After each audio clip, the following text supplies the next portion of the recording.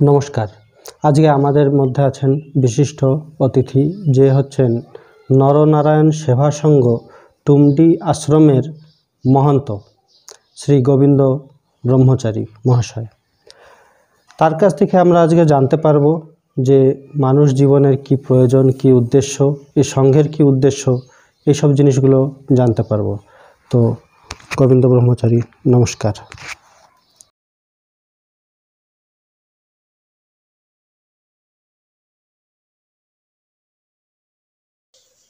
নমস্কার। আমার পরমারাধ্য গুরুদেব ঠাকুর শ্রী নীলকান্ত এবং শ্রীমায়ের যুগল চরণে আমার শত সহস্র প্রণাম। আমরা জানতে চাই যে আপনি এই সংঘে যোগদান করে কতদিন হলো? আমি এই সঙ্গে এসেছি, ঠিক আমি তো ছোটবেলায় এসেছি, বয়স তখন আমার 10 বছর। তখন আমি আশ্রমে ঢুকেছি, কিন্তু তার পূর্বে আমি ঠাকুরকে যে এ জীবনে পেয়েছি, তো তখন আমার বয়স ছিল বোধহয় 7 বছর, এইরকম কিছু হবে। কিন্তু তখনকার সেই ঠিক সময়টা আমি নির্ধারিতভাবে বলতে পারবো না যে কত সাল, তো আমার মনে নেই, তবুও মনে হয় 88। হ্যাঁ, অনেক দিন হলো। আচ্ছা, এত ছোট বয়স, যখন খেলাধুলার বয়স, হ্যাঁ। এই বয়সটা বাচ্চারা স্কুলে যায়, খেলাধুলা করে, আপনি এই সঙ্গে কি দেখলেন যে এই সংঘের প্রতি আকৃষ্ট হয়ে এই সঙ্গে যোগ দিয়েছেন? আমি প্রথম যখন আমার পরমারাধ্য গুরুদেব ঠাকুর শ্রী নীলকান্তকে মালকানগিরি রাধানগর গ্রামে, ওখানে ছিল আমাদের বসতি বাড়ি, আছে এখনো। তো খুব গভীর অরণ্য, তখন জঙ্গল। তো ওই জঙ্গলের ভিতরে ঠাকুর শ্রী নীলকান্ত তখন পায়ে হেঁটে হেঁটে গ্রামে গ্রামে যেতেন। তো আমাদের গ্রামটা ছিল অত্যন্ত ব্যাকওয়ার্ড এরিয়া, রাধানগর। তো ওখানে ঠাকুরকে গ্রামবাসীগণ, পুরানো কিছু ভক্ত ছিল ঠাকুরের শ্রী নীলকান্তের, যে তারা মানা ক্যাম্পে বসে বা কারতানা ক্যাম্পে বসে এখানে সেখানে দীক্ষা, ঠাকুরকে পেয়ে দীক্ষা নিয়েছিল পুরানো ভক্ত। তো বেশ কিছু পুরানো ভক্ত গ্রামে ছিল ঠাকুরের। তো ওনরা ঠাকুরের সংবাদ পেয়ে ঠাকুরকে আমাদের গ্রামে নেওয়ার জন্য সবাই প্রস্তাব রেখেছেন ঠাকুরের কাছে। তো গ্রামে খুব একটা সাড়া পড়ে গেল যে ঠাকুর নীলকান্ত গোস্বামী গ্রামে আসবে। খুব সাড়া পড়ে গেল, সমস্ত গ্রামবাসীগণ তখন একটা আনন্দের তরঙ্গে ভাসছে। এমনকি তখন হলো অভাব সময়, তো গ্রামবাসী সবাই মিলে সবার ঘর থেকে এক একটা পুণ্যপত্র সাজিয়ে সবাই একত্রিত হয়ে এক জায়গায় বসে মহোৎসব, উৎসব, মানে তখন যে কেউ একা করবে তেমন পরিস্থিতি ছিল না, অভাবের সময়। মানে ওই দিনগুলোই মহাপুরুষরা কোনো গ্রামে আসলে তখন ওই উৎসবের মহলটা হতো। হ্যাঁ। তো ঠাকুর এলেন, গ্রামে যখন ঢুকেছেন, দেখলাম তখন উলুধ্বনি, শঙ্খধ্বনি, মানে চারিদিক থেকে একটা অন্যরকম একটা, যেটা আমি আগে কোনো দিন সেটা অনুভব করিনি বা দেখিনি। নূতন কিছু একটা মনে হয়, যেন একটা বিশাল একটা আনন্দের লহর চলছে। তো ঠাকুরকে ওইভাবে গ্রামে ঢোকার থেকে, গ্রামে যখন ঢুকছেন তখন ওইভাবে নিয়ে গ্রামের যে প্রেসিডেন্ট ছিলেন, উনি বেশ একটু মুখ্য ছিলেন, তো ওনার বাড়িতে নিয়ে গেলেন। ওনার নাম ছিল ভদ্রকান্ত পাল। তো ওনার বাড়িতে নিয়ে সমস্ত গ্রামবাসী সব একত্রিত এক জায়গায়। ঠাকুরের তখন যে একটা রূপ, যে রূপের অবর্ণনীয়, না বর্ণনা করে সেটা আমি ভাষায় বলতে পারবো না। মানে ঠাকুরকে দেখলে মনে হয় যেন তাকিয়েই থাকি। তো ঠাকুরকে একটু বিশ্রাম, একটু জলপান করিয়ে দুপুর গড়িয়ে যাচ্ছে, তো ঠাকুরকে স্নান করাবেন।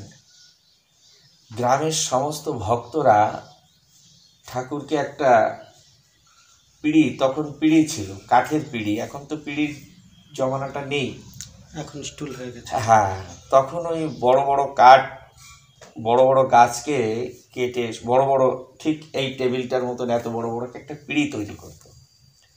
চৌকি টৌকি তখন ছিল না, কাঠের চেয়ার, কোনো কাজ তখন ছিল না, নূতন এসেছে তো এই দেশে। তো এমতো অবস্থায়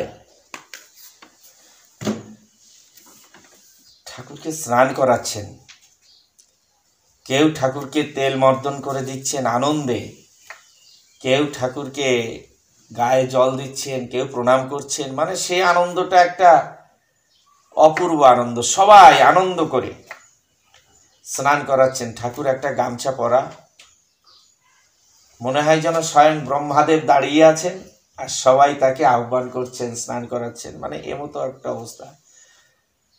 তো ঠিক তখন আমি ক্লাস 3-তে পড়ি। তো ক্লাস 3-তে পড়ি, তখন স্কুলের টিফিন দিয়েছে মধ্যাহ্ন ভোজনের। তখন আমি ঘর থেকে টিফিন করে যাচ্ছি, একসঙ্গে যা গ্রামের ছাত্ররা, কিন্তু ঠাকুরকে দেখলাম ওইভাবে সবাই স্নান করাচ্ছে। আর ঠাকুরের যে অপূর্ব যে চেহারাটা, যে চেহারা কোনোদিন আগে পিছে আসেনি, মানে মনমুগ্ধকর। তো আমি রাস্তায় দাঁড়িয়ে ঠিক রৌদ্রের মধ্যে ঠাকুরের দিকে তাকিয়ে আছি, ঠাকুরকে স্নান করাচ্ছে। কিন্তু আমার পিছনে যারা ছিল সবাই চলে গেল স্কুলে, আমার সেদিকে ধ্যান নেই, খেয়াল নেই, আমি দাঁড়িয়ে আছি। তো যেমন একটা টিভি চালু করে মানুষে, না, টিভিতে দেখতে থাকে, তো হঠাৎ করে যদি টিভিটা চলতে চলতে মানুষের মন টিভির ভিতরে চলে যায়, মানে সুন্দর একটা কোনো সিরিয়াল দেখতে লাগলে খুব আকর্ষণভাবে দেখতে থাকে, কিন্তু হঠাৎ করে যদি সেটা লাইন কেটে যায়, কারেন্ট চলে যায়, তাহলে কি হয়, ফট করে আবার সেই স্থান থেকে মানুষ সাধারণ অবস্থায় চলে আসে। তো আমি দেখছি ঠাকুরকে এবার স্নান করাচ্ছে, হঠাৎ করে ঠাকুরকে স্নান সম্পূর্ণ করে ভক্তরা ওনাকে, উনি কিন্তু খুব ওজন, মানে খুব উঁচু লম্বা ভালো সুপুরুষ ছিল, তো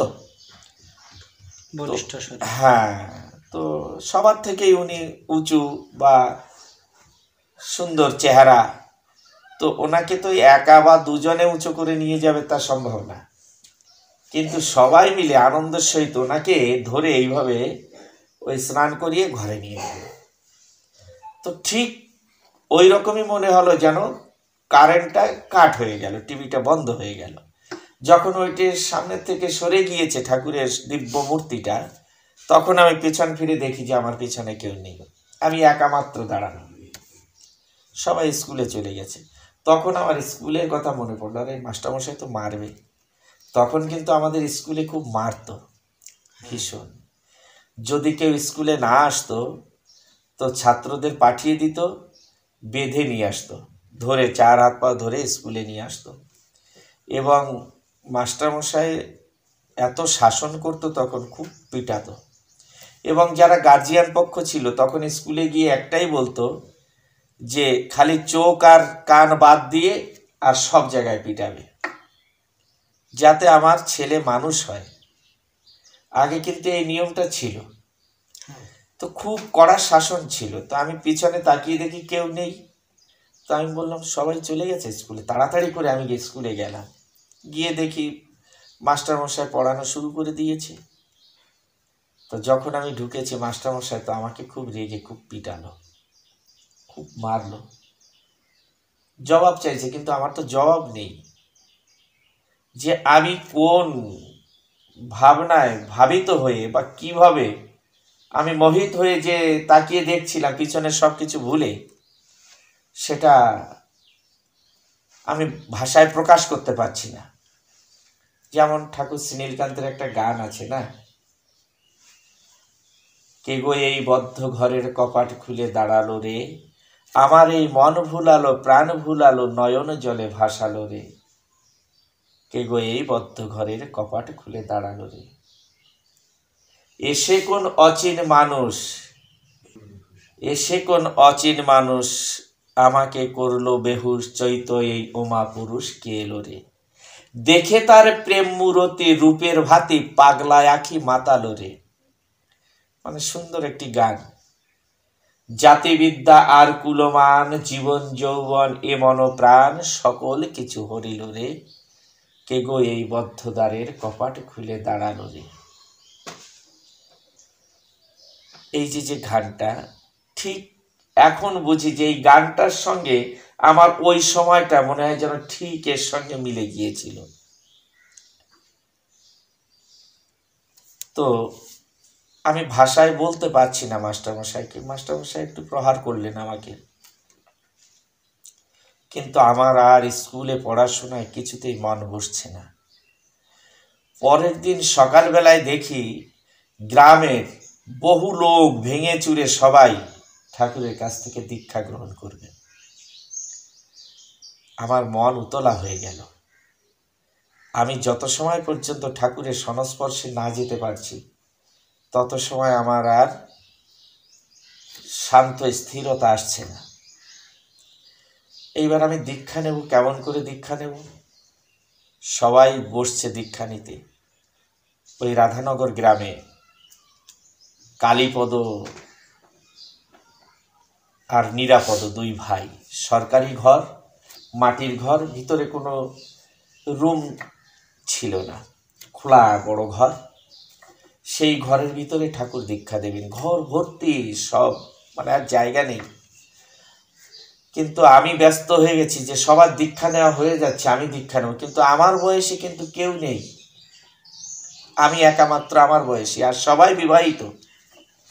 এ মতো অবস্থায় দীক্ষা নেব বলে মন উতলা হয়ে গেল। আমি কি করলাম, স্নান, আমি তো জানি না যে দীক্ষা নিতে গেলে তার আগমনীতে কি করতে হয়। তা আমি স্নান দান করে আমি তাড়াতাড়ি করে চলে গেলাম দীক্ষা নেব বলে। কিন্তু আমার স্থান তো সবার পিছনে, আমি ছোট, আগে সবাই বসে গেছে, সবার পিছনে আমি বসে গেলাম। আর তখন আমার দেখা দেখি ছোট ভাইও আমার সঙ্গে সঙ্গে স্নান আদি সেরে ও আমার সঙ্গে সঙ্গে গিয়ে বসেছে। এইবার ঠাকুর সমস্ত ভক্তর ভিতর থেকে নজরটা আমার দিকে ঠাকুরের পড়েছে। ঠাকুর আমাকে বলছে, কে তুমিও দীক্ষা নেবা? আমি মাথাটা নেড়ে বললাম, মুখে জবাব না করে, শব্দ না করে। বলছে, না, এইভাবে দীক্ষা হবে না, মা বাবার আদেশ না হলে দীক্ষা হবে না। সঙ্গে সঙ্গে আবার দৌড় শুরু করলাম ওখান থেকে, বেশ খানিকটা দূর, যেমন এখান থেকে আমাদের ননী মাস্টার মশাইয়ের বাড়ি এতটা দূর, 300 মিটার 400 মিটার হবে। আমার শ্রীকৃষ্ণ দাদাকে আমি বিশেষ করে, উনি দেখতে চেয়েছিলেন সেই রাধানগর গ্রামটা, তা আমি ওনাকে বিশেষ করে এগুলো দেখিয়েছি। তো এতটা দূর হবে। তো ওখান থেকে আবার দৌড় শুরু করেছি যে আমি আস্তে আস্তে আবার সবার দীক্ষা হয়ে না যায়। দৌড় শুরু করে এসে অনুমতি চাইছি, কিন্তু অনুমতি সহজে আমার বাবাও দিতে চাইলেন না, মাও দিতে চাইলেন না, কারণ আমার বাবা মা বাংলাদেশে বসে দীক্ষা নিয়েছিলেন ওরা। তো আগে একটা প্রথা ছিল যে গুরু, মানে কুলগুরু, যে আমরা যে সম্প্রদায় যে গুরুর কাছ থেকে দীক্ষা নিয়েছি পরবর্তীতে সেখান থেকেই আবার হবে, মানে কুলগুরু একটা প্রথা ছিল। তো তেমনি অবস্থায় আমাকে মা বাবা আদেশ দিতে রাজি হলেন না, যে না, পরে পরে, আর তোমার তো এখনো অনেক অল্প বয়স, 7 বছর বয়স, আর আমার ছোট ভাইয়ের বয়স তখন আরো কম, 5 বছর, ক্লাস 1-এ তখন ভর্তি হয়েছে। তো আদেশ দেবেন না। এখন অনেক এটে করে কোনো রকম মা রেগে বললো, যাই গে, যা যা পারিস তাই কর। এমন বললেন। তো যাই হোক, একটু আদেশ পেলাম, ইচ্ছা অনিচ্ছা সত্ত্বেও আবার গিয়ে পেছনে বসলাম। আবার বসার সঙ্গে সঙ্গে কে আদেশ দিয়েছে? আচ্ছা, দীক্ষা নিলে গুরু দক্ষিণা লাগে, এনেছো?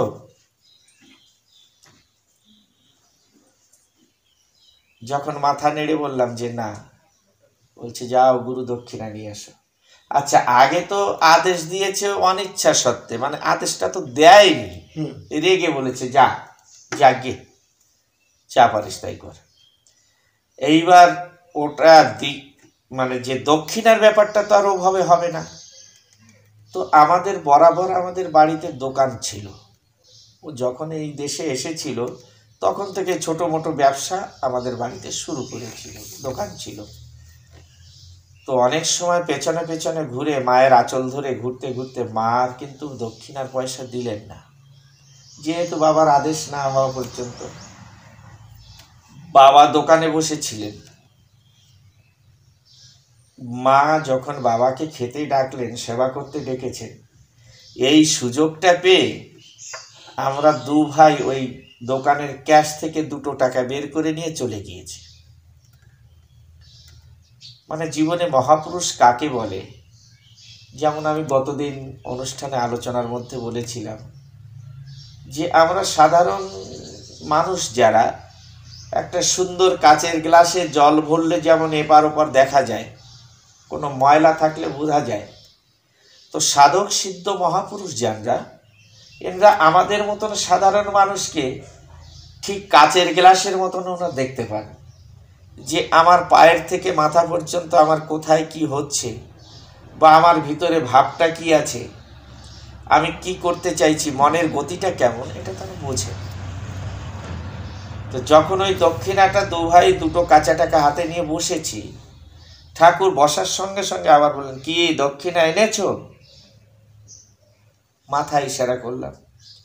সবার সামনে তখন ঠাকুর বললেন যে চুরি করা পয়সায় কিন্তু গুরু দক্ষিণা হয় না, চুরি করা পয়সায় কিন্তু গুরু দক্ষিণা হয় না। তখন কেমন লাগলো, মানে আমি তো চুরি করেই এনেছি, মানে যে বাবা কথা দেবে আপনি না। একা জানেন সে কথাটা উনি বললেন আপনাকে, উনি বললেন, অন্তর্যামী। মানে এ কথাটা তো আমি কাউকে বলবো না, হ্যাঁ, আমি তো বাস্তবেই চুরি করে এনেছি। বাবা খেতে গিয়েছেন, ওই ফাঁকে 2 টাকা আমাকে তো দেবেন না বাবা, 2 টাকা নিয়ে আমরা বসেছি। কিন্তু ঠাকুর সেইটা সবার সামনে ঠাকুর প্রকাশ করে দিলেন যে যে কথাটা কেউ না জানে সেটা উনি জানে। উনি জানেন। যে কথাটা বললাম, সাধন সিদ্ধ মহাপুরুষ একটা মানুষকে কাচের গ্লাসের মতন দেখতে পারে, সঙ্গে সঙ্গে উনি সবার সামনে সেটাকে প্রকাশ করে দিলেন যে চুরি করা পয়সায় কিন্তু গুরু দক্ষিণা হয় না। মানে তখন আমার এই চোর শব্দটা শুনে আমার গায়ের লোম তখন শিউরে গেল, যে এই কথাটা আমার বাবা যদি শোনে যে আমি চুরি করেছি, তাহলে তো আমাকে খুব পিটাবে। তখন শাসন হতো খুব। এখন তো বাচ্চাদের কেউ মারে না, না স্কুলে মারে না বাবা মা মারে, কিন্তু তৎকালীন সময় কিন্তু বাচ্চাদের অনেক শাসন করতেন। তো খুব ভয় লাগলো, যাও ওই পয়সায় হবে না। ওই পয়সা নিয়ে আবার দৌড়ে এসেছি, ও পয়সায় হবে না। এখন এসে দেখি বাবা আবার দোকানে বসে গেছে, এখন ওই পয়সাটা আমি রাখবো কি করে? ফিরে আবার রাখতে হবে, নাহলে তো আমি চোরই থেকে গেলাম। অনেক চেষ্টা করে বাবার কাছে গিয়ে গিয়ে গিয়ে গিয়ে কায়দা করে ওই পয়সাটা বাক্সে, ক্যাশ বাক্সে রাখতে পারিনি, পাশে কোনো রকম ছেড়ে আবার মায়ের কাছে গিয়ে ওই কান্না শুরু করে এ করে করে যাই হোক 2 টাকা মায়ের কাছ থেকে নিয়ে আমরা গেলাম দীক্ষা নিতে। যদিও বাবা প্রকাশ্যে তিনি দেননি আদেশ, কিন্তু মা দিয়েছে, তো তার মধ্যে থেকে বাবা মানে অনুমতি দিয়েছেই বলতে হবে। তো দীক্ষা নিলাম। দীক্ষা নেওয়ার পরে আমার মানসিক স্থিতিটা ঠাকুরকে স্পর্শ পাওয়া মাত্রেই সেখান থেকে আমার সম্পূর্ণ সব কিছু পরিবর্তন হয়ে গেল জীবনে। জীবনে যে মহাপুরুষের স্পর্শে মানুষের জীবনে এতটা পরিবর্তন ঘটতে পারে, সেটা আমার ক্ষুদ্র জীবনে আমি অনুভব করেছি। যে একজন মহাপুরুষের স্পর্শ মাত্রেই তার জীবনের এত পরিবর্তন ঘটতে পারে, সেটা আমার ক্ষুদ্র জীবনে আমি অনুভব করেছি। সেখান থেকে ঠাকুর আমাকে যে নাম জপ করতে বলেছিলেন, ধ্যান করতে বলেছিলেন, ধ্যানের যে পদ্ধতিগুলি বলেছিলেন, তো আমি কখনো বই পড়তে বসলে বা কোথাও বসলে ওই ঠাকুরের ওই চেহারাটা, ওই দিব্য মূর্তি রূপটা, আর ওই নাম জপ আর ওই ধ্যানটা অটোমেটিক এসে যেত। এমন পরিস্থিতির মধ্যে দিয়ে প্রাইমারি স্কুল শেষ হলো। তারপরে আমাকে 79 হাই স্কুলে আমাকে ওখানে ভর্তি করে দিলেন বাবা, হোস্টেলে রেখে দিলেন। কিন্তু সমস্ত ছেলেরা তারা খেলতে যায়, ফুটবল খেলে, বিভিন্ন রকমের খেলা। হোস্টেলে অনেক ছাত্র থাকে, আমরা প্রায় 400-500 ছাত্র ছিলাম আনুমানিক। তো সবাই খেলতে যায়, কিন্তু আমার খেলতে গেলেও মনে হয় যেন আমি ওই রূপ দেখি, খেলতে গেলেও মনে হয় যেন আমার ওই নামই মনে আসে। এমন একটা স্থিতির মধ্যে দিয়ে আমি ওখানে বেশ কয়েক মাস হয়ে গেল আমি ক্লাস করছি। হঠাৎ একদিন বিকালে, আমার ছিল 5 নাম্বার রুম, যে রুম মানে হোস্টেলে আমার ছিল 5 নাম্বার রুমে আমার বেড ছিল। তাই একটা রুমে অনেক বেড, অনেক বড় বড় হল, তো 2 সাইডে বেড লাগানো। তো সবাই চলে গেছে, আমি একাই বসে বসে বসে বসে ওই ঠাকুরকে চিন্তা করছি। চিন্তা করতে করতে কখন যে আমি ওখানে একটা মানে জ্ঞান শূন্য হয়ে গেছে, সেটা আমি বলতে পারবো না। আমি ওখান থেকে পড়ে যাই। পড়ে গেলে হঠাৎ ছেলেরা যখন ঘরে আসে তখন দেখে আমি বেহুশ অবস্থায় ওইভাবে পড়ে আছি। তো আমাকে ধরে উঠালো। উঠানোর পরে যে হোস্টেল প্রিফেক্ট যে ছিল তার কাছে খবরটা গেল যে এইভাবে ব্যাপার, গোবিন্দ নাম করে যে ছেলেটা ও বেহুশ হয়ে পড়ে আছে। তখন সঙ্গে সঙ্গে মাস্টারমশাই যে হোস্টেল সুপারিনটেন্ডেন্ট ছিলেন তার কাছে খবর গেল। সে বলল যে ওর বাড়িতে বাবা মাকে খবর দিয়ে দাও। পরের দিন বাবা মা, এটা হচ্ছে বিকালবেলার ঘটনা, সন্ধ্যার পূর্বে, সবাই বাচ্চারা যখন ছেলেরা খেলতে গিয়েছে তখন। পরের দিন সকালবেলা এসে বাবা আমাকে নিয়ে যান হোস্টেল থেকে। আমার জিনিসপত্র সব ওইভাবে হোস্টেলে থেকে যায়, শুধু আমাকেই নিয়ে যান। যে শরীরে কোনো অসুস্থ বা কিছু হয়েছে ডাক্তার দেখাবেন। তো নিয়ে যাওয়ার পরে ডাক্তার দেখালেন বা বিভিন্ন রকমের ব্যবস্থা, কবিরাজ যে একা একা রুমে ছিল বা হোস্টেলে অনেক আগে পিছে ফাঁকা জায়গায় হোস্টেল, চারিপাশে শ্মশান টশান আছে, কিছু বিভিন্ন রকমের ভাবনা। তখন আমাকে বিভিন্ন রকমভাবে ব্যবস্থা, কবিরাজ বা ডাক্তার দেখাতে শুরু করলেন। তো ডাক্তার দেখিয়ে যাচ্ছে, কবিরাজ দেখিয়ে যাচ্ছে, কিন্তু আমার ওই পরিবর্তনটা আর হচ্ছে না। মাঝে মধ্যে একা বসে থাকলে ওই চিন্তায়, ঠাকুরকে চিন্তা করতে করতে কখন যেন কি হয়ে যায় আমি নিজে বুঝি না। সবাই বললো এর ফিট হয়েছে, অমুক হয়েছে, তমুক হয়েছে, শ্মশানে নিয়ে ঝাড়ে, অমুক করে তমুক করে, অনেক কিছু করলেন, কিন্তু পরিবর্তন কিছু হচ্ছে না। আমিও বুঝতে পারছি না। আমি বসে একটু ঠাকুরকে চিন্তা করতে করতে অলরেডি অটোমেটিক ওরকম হয়ে যায়। তখন গ্রাম থেকে সমস্ত ভক্তরা বললেন আমার বাবাকে যে বিষ্ণুদা, আমার বাবার নাম ছিল বিষ্ণুপদ, তো আমার বাবাকে বললেন যে আপনি এক কাজ করুন না, ওর তো গুরু আছে, গুরুদেব আছে, তো যে গুরুদেবের কথায়, যে গুরুদেবের ইশারায় বনের জন্তু, পশু পাখি পর্যন্ত তার কথা শোনে, জানে, যার একটা মুখের কথায় জগতে অনেক কিছু হতে পারে, এমন একজন মহাপুরুষ তার চরণাশ্রিত হয়েছে, তো আপনি তার কাছে একবার একটু নিয়ে যান না। তখন বাবা বললেন ঠিক আছে।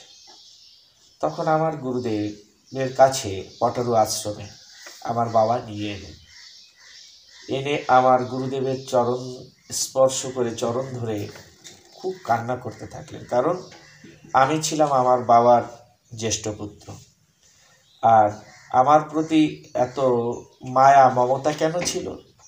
আমার পূর্বে আমার একটা দাদা একটা দিদি হয়ে মারা যায়, তো তারপরে আমি জন্ম নিয়েছি। আর আমার জন্মটা হয়েছিল আমার বাবা মায়ের যে গুরুদেব, সেই গুরুদেবের আশীর্বাদেই আমার জন্ম হয়।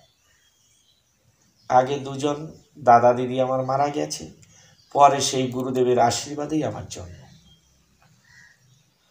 তো যখন বাবা মা আমার গুরুর কাছে এনে গুরুর চরণ ধরে যখন খুব কান্না করে ঠাকুরকে বললেন যে ঠাকুর আপনি একে একটু বাঁচান, এই অবস্থা, এই পরিস্থিতি। ঠাকুর আমার দিকে বেশ খানিকটা সময় তাকিয়ে আমার বাবাকে বললেন যে মশাই, এ ছেলেটার ভালো হবে না। সোজা ভাষায় পরিষ্কার ভাষায় বলে দিলেন এ ভালো হবে না। বাবা তখন হাউ হাউ করে কান্না করে দুই চরণ জড়িয়ে ধরলেন যে ঠাকুর যখন বলে বসেছে এ ভালো হবে না, তাহলে আর কোথায় যাব, কি করব? আমার একে একে দুটো সন্তান হারানোর পরে একে পেয়েছি। তখন খুব কান্না করে ঠাকুরকে যখন জড়িয়ে ধরেছেন যে আমি নিরুপায়, আমাকে কোনো উপায় বের করে দিন, তখন ঠাকুর বললেন যে মশাই তাহলে তুমি এক কাজ করো, একটা সিংহ মার্কা তামার পয়সা তুমি জোগাড় করো।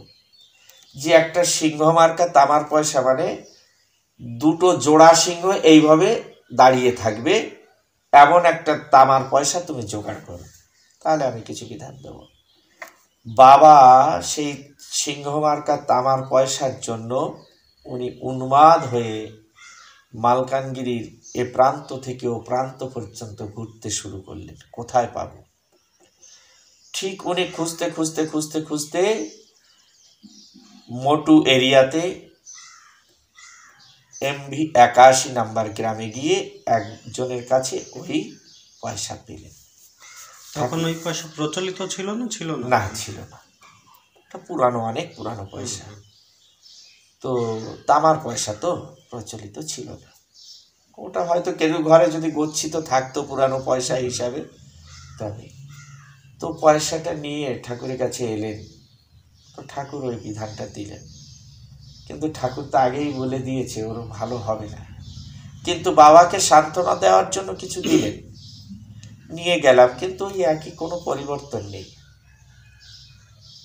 তখন বাবা মা পাগলের মতন অবস্থা। তখন আমার ওই পরিস্থিতি ডেলি হয়, এক দুবার হয়ে যাচ্ছে, আর আমি চুপচাপ বসে থাকি। রাত্রেবেলায় ঠাকুর আমাকে বলছেন, গোবিন্দ তুমি তোমার মা বাবাকে বলো তুমি আমার কাছে আসো, আমার কাছে এলে তোমার সব ঠিক হয়ে যাবে, আমার কাছে এলে তোমার সব ঠিক হয়ে যাবে, তুমি আমার কাছে এসো। আমি সকালবেলা উঠে মাকে বললাম, মা গো আমি রাত্রে না গুরুদেবকে স্বপ্নে দেখেছি, গুরুদেব আমাকে এই কথা বললেন।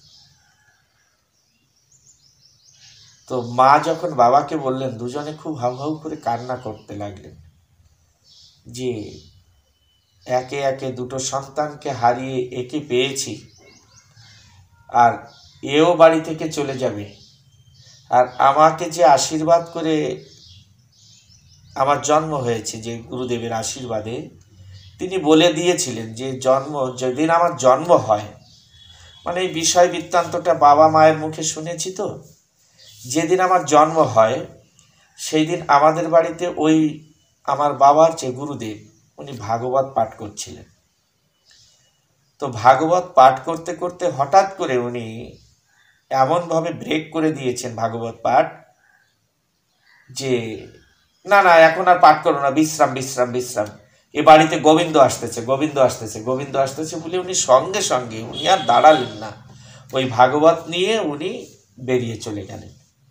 মানে বাড়িটা আতুর হয়ে যাবে। হ্যাঁ, তো সবাই অবাক হয়ে গেছে, কি এত সুন্দর ভাগবত পাঠ চলছে, হঠাৎ করে এমনভাবে ব্রেক করে দিয়ে উনি চলে যাচ্ছেন। তো যখন উনি চলে গেলেন কিছু সময়ের মধ্যে আমার জন্ম হয়।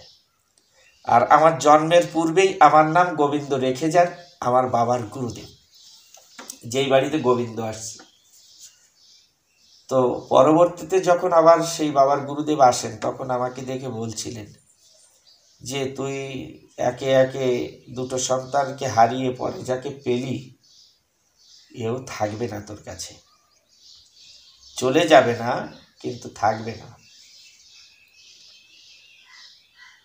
তো বাবা সেই কথাটা মনে পড়ে বাবা খুব কাঁদছে, কাঁদতে কাঁদতে দুজনে বাবা মা পরামর্শ করলেন, দেখো ওকে যদি ঠাকুরের কাছে দিলে যদি ও থাকে তাহলে তাই হোক, কিন্তু আমার কাছে রাখলে যদি সে হারিয়ে যায় তবে আমি হারাতে চাই না, থাকুক। তখন বাবা মা উভয়ে পরামর্শ করে গ্রামের মান্যগণ্য যারা ছিল বিশিষ্ট তাদের কথা অনুযায়ী বাবা আমাকে নিয়ে চলে আসেন গুরুদেবের কাছে। আমার শ্রদ্ধেয় কৃষ্ণ দাদা এই কথাগুলো জেনে উনি এই জায়গাগুলিকে দেখতে চেয়েছিলেন, আমি দেখিয়েছি। আমি যে শবরী নদী পার করে আমাকে বাবা নিয়ে যান যে নৌকায় যেখান থেকে, সেখানেও দাদা গিয়েছেন। তো গ্রামে আমাকে ভালোবাসতেন সবাই। আমাকে যখন নৌকায় উঠিয়ে দেয় তখন গ্রামের অনেক মায়েরা বা ছেলেরা সব এপারে বসে দাঁড়িয়ে দেখছে আমি নদী পার হয়ে ওপারে যাচ্ছি আমার বাবাকে নিয়ে। ওপারে নদী পার হয়ে পাখানজোড়ে চলে গেলাম। পাখানজোড়ে গিয়ে আগে প্রথম আমরা এই বড় আশ্রমে যাই, পাখানজোড় যে নরনারায়ণ সেবা আশ্রমে। কার মাধ্যম থেকে যাই? যতীন মণ্ডল নাম করে আমার এক গুরু ভাই ছিল, তিনি নেই, মারা গিয়েছেন। তো যতীন মণ্ডলের সঙ্গে আমার বাবার একটা একটু আলাদা সম্পর্ক ছিল যখন ক্যাম্পে ছিল তখন। তো উনি যে মালকানগিরি যেতেন, দেখা হতো, উনি বলতেন দাদা আমার বাড়িতে আসবেন। তো সেই হিসেবে খোঁজ নিয়ে নিয়ে অ্যাড্রেস নিয়ে ওই যতীনদার বাড়িতে গিয়ে প্রথম আমরা উঠি, বাবা আমাকে নিয়ে ওঠেন।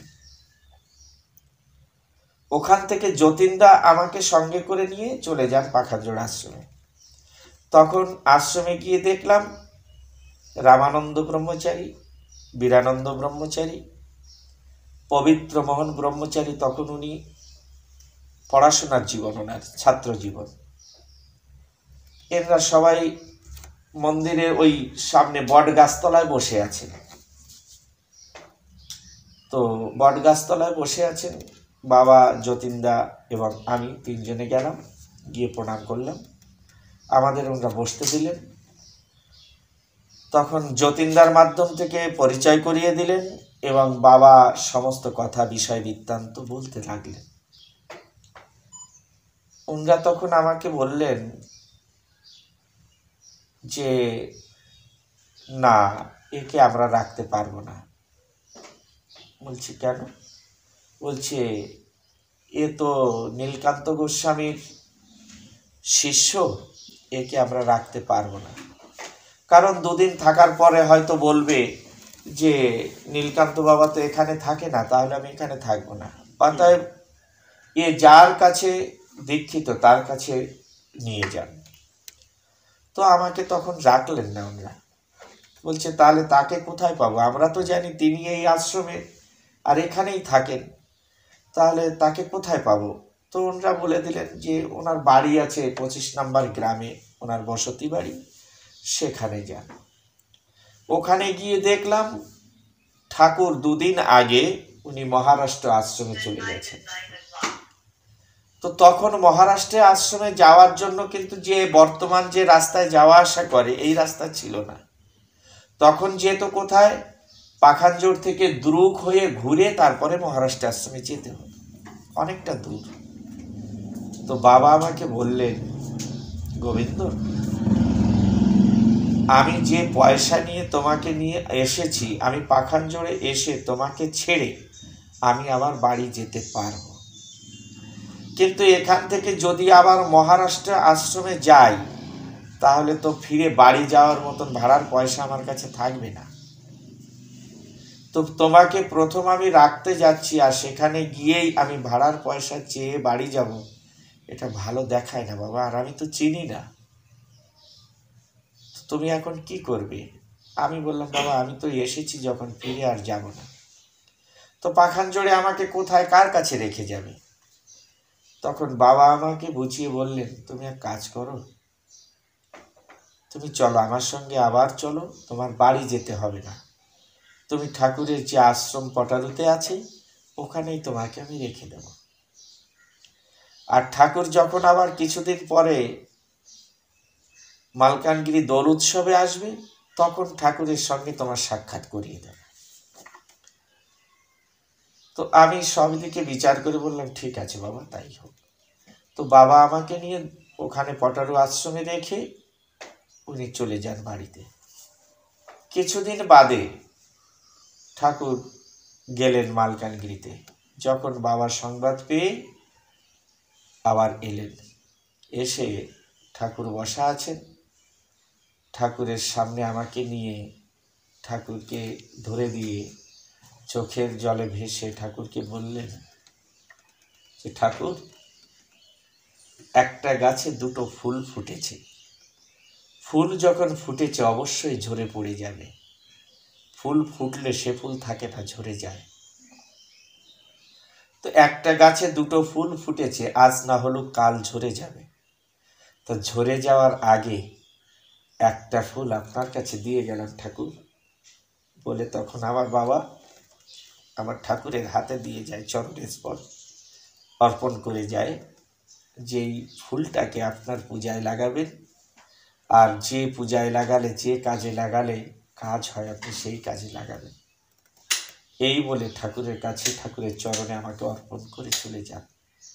আর সেই দিন থেকে আজ অবধি ঠাকুর পরম দয়াল, তিনি আজও আমাকে করুণা করে, কৃপা করে আমার জীবনের সকল ক্ষুদ্র ক্ষুদ্র ভুলকে তিনি মনে হয় যেন প্রস্ফুটিত ফুল তৈরি করে তার চরণ সেবায় আজও লাগাচ্ছেন। এটা আমার জীবনের একটা বড় ঠাকুরের কাছে পাওনা। তাই জানি না জন্ম জন্মান্তর ঠাকুরের সেই ঋণকে বা মাতা পিতার সেই উদ্দেশ্যকে কতটা সফল করতে পারবো। তাই ঠাকুরের কাছে কামনা করি যে আমার মাতা পিতার যে উদ্দেশ্য ফুলটিকে ঠাকুরের চরণে অর্পণ করেছিলেন, আমি যেন সেই ঠাকুরের চরণ সেবায় জীবনটাকে অতিবাহিত করতে